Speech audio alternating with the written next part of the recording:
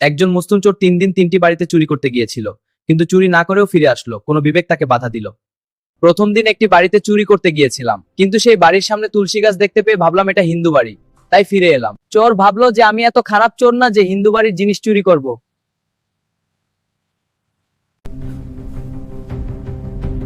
আমি একজন মুসলিম চোর হয়ে খ্রিস্টান বাড়িতে চুরি করব, এটা হতে পারে না। সে চুরি না করে আবার ফিরে আসলো। তৃতীয় দিন রাত্রে আবার সেই চোর একটি ধনী বাড়িতে গেলে চুরি করতে। আলমারি খুলে দেখতে পেল প্রচুর স্বর্ণ অলংকার। আলমারি থেকে স্বর্ণ অলংকার বের করে প্রতিটি লেখা আছে, এই সম্পদের জাকাত দেওয়া হয় না, এই সম্পদ গরিবের হক। যে মালের জাকাত হয় নাই সেটা আমি চুরি করতে পারবো না। পাড়া প্রতিবেশীর হক আমি চুরি করতে পারবো না।